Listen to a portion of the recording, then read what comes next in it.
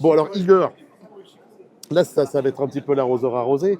On te voit souvent faire le zouave, faire des choses un peu bizarroïdes avec tous tes copains, que ce soit JC, que ce soit Thierry Dubois.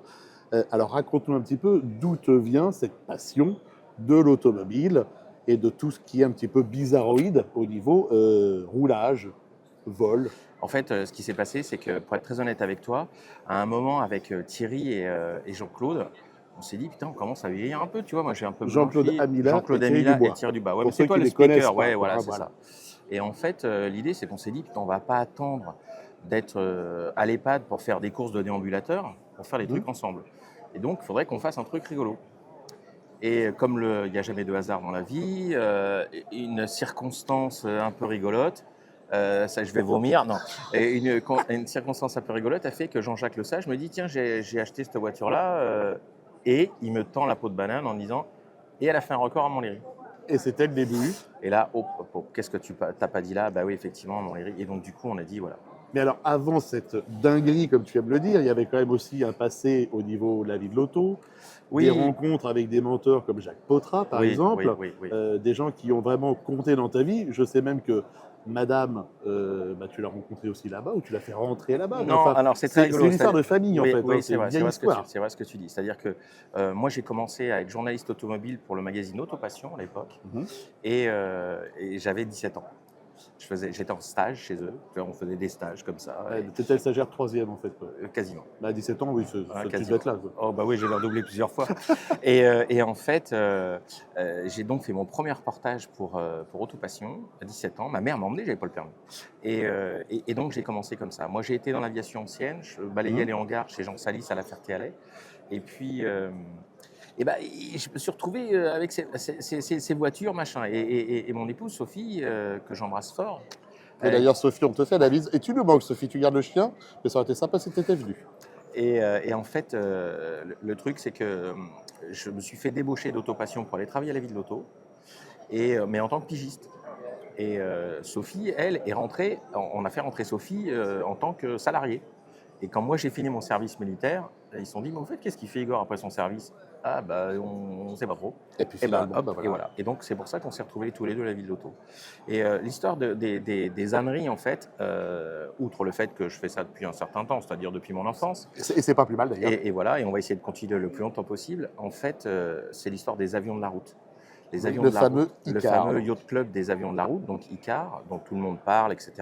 Et en fait, le truc, c'était un faux club qu'on a créé pour piéger le fichier de la vie de l'auto. Parce que un jour, j'avais décidé de faire le guide de la vie de l'auto, qui voulait être une référence en termes d'adresse. Mais le problème, c'est que j'ai dit, mais moi, il suffit qu'il y ait quelqu'un qui prenne le temps de prendre toutes les adresses dans le guide, et puis ensuite, hop, il envoie tout ça à tout le monde. Là, on est juste, en fait, t'as 19 ans, donc là. Aujourd'hui, 22, t'as 51, oui, oui. 52, donc on a à peu près encore 12 heures de direct, grosso modo. L'arroseur arrosé, en fait, c'est compliqué parce qu'il faut faire concis. Non, mais t'inquiète. Et en fait, ce que je voulais dire par là, si tu veux, c'est qu'on a créé un faux club, et ce faux club, il a eu du succès en tant que faux club. Voilà. Et donc, on a continué avec ça, mais parce qu'on voulait pas faire que les bêtises, on voulait aussi, on parlait des avions de la route. Donc, du coup, on a cherché de façon extrêmement sérieuse dans les archives toutes les marques, tous les véhicules qui ont en fait transposé, c'est-à-dire des voitures qui ont pris les moteurs d'avion, des hors-bords qui ont pris des moteurs d'avion, etc., etc. Et le truc, ça a été ça. Et c'est comme ça que, bah, évidemment, on était toujours un peu décalé.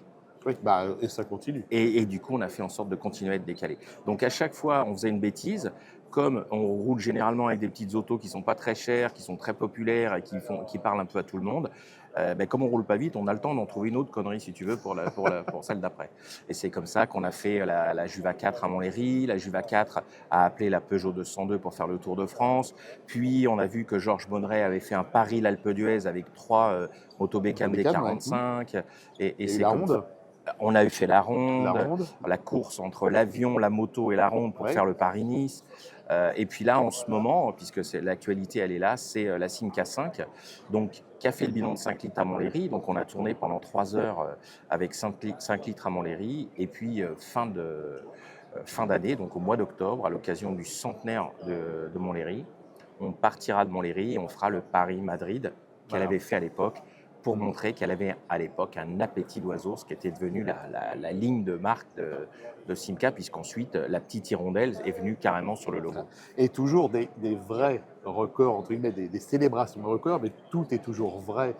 Pas comme certaines personnes qui vont te faire le tour auto, mais sur un plateau, puis qui descendent juste pour les caméras. Ah oui. Toi, ça roule vraiment Ah oui, pour ah oui, de vrai. ah oui, oui. Il n'y a pas de filet, Ah il non. n'y a aucune triche. Non. Tout est vraiment réel. Et Oui. ça, c'est important parce que c'est quand même des choses qui sont assez sympathiques. Sachant qu'il y a aussi un truc qui est très important, c'est qu'on ne bat pas de record, machin. Non, c'est une célébration. Voilà, on célèbre les grands anciens, on met un éclairage sur ce qu'on fait à l'époque, en toute humilité et en disant très clairement qu'on est des tocards et qu'on est là uniquement pour rigoler et se faire plaisir. LVA, c'était toujours la phase de campement. Il y a de nouveau que ce qui a été oublié.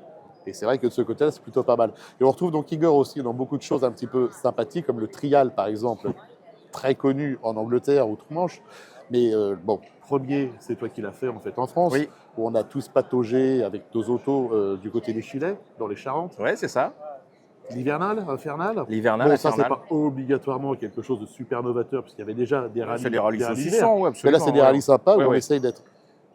Plus il fait froid, plus il flotte, plus on est frigorifié, mieux c'est. Bah oui, parce qu'après, quand les gens se retrouvent dans la salle où il fait chaud, eh ben, ils sont comme nous, tu vois. On se tasse. Allez, voilà. Bref, on se voilà. tasse. Donc, suivez les aventures d'Igor, donc speaker aussi, bien sûr, parce que ça durerait des années, enfin des heures, cette interview, speaker officiel de beaucoup d'événements, Des etc. classiques d'Aise, des classiques festivals, d'Historic Auto. Historic Auto, enfin Euh, voilà, tous les plus grands de France font appel à Igor dans le milieu de l'automobile ancienne. Et en plus, accessoirement, un mec bien et un bon pote. Allez, ce coup-ci, c'est la bonne. Et maintenant, Igor, merci d'avoir été avec nous encore pour la 4e édition. On se fait confiance les uns les autres depuis la première. C'est clair. Et maintenant, bientôt, Historic Auto 5. 1926. Qui ça? Oui. On fêtera 1926 en fait. Ah bon? Bah oui, 2026. 1926. Mais qu'est-ce qu'il a fait en 26? Bon, il y a des milliers On s'en de fout, trucs. on retrouve les trucs. On retrouve les trucs.